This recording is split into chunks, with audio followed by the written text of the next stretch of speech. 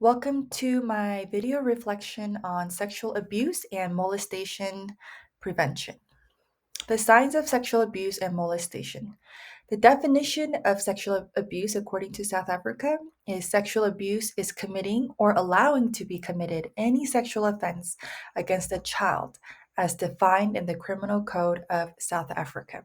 So, this may include exhibitism, voyeurism, pornography, sexting, verbal sexual comments, touching, fondling, manipulating private body parts or any part of another's body in a sexual manner, and rape. Possible indicators of sexual abuse. The child may have sexual knowledge, behavior, or use of language not appropriate to any age level. Unusual interpretation. Unusual interpersonal relationship patterns. Venereal disease in a child of any age. If evidence of any trauma or bleeding to the oral, genital, or anal areas, difficulty in walking or sitting, refusing to change into sports uniforms, fear of bathrooms, child running away from home and not giving any specific complaints, not wanting to be alone with an individual, pregnancy, especially at a young age, and extremely protective parenting. So, this is the reporting process at our school regarding sexual abuse. So, if sexual abuse is suspected by a teacher or another personnel, they are to immediately inform the counselor, and then the counselor will inform to the relevant principal, and they will determine is there reasonable cause? If not, then they will flag it on Power School and no further action is required. If there is reasonable cause, they still flag it on Power School, open a confidential file, and then they indicate the incident type. Is it bullying? Is it child abuse and or neglect? Then the counselor and principal will inform the school director. The counselor gathers information internally from other staff members or colleagues, such as other counselors, school nurse, teachers, students, and then the severity will be determined.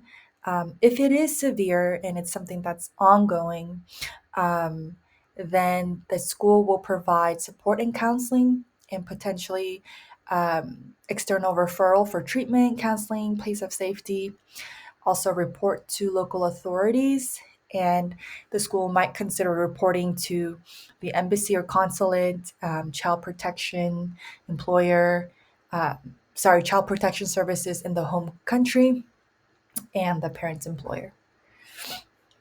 The potential consequences of boundary violations. So, boundary violations can result in professional discipline, legal consequences, emotional harm to students, and long term damage to the trust between teachers, students, and the community. So, for the teacher, there is the loss of professional reputation.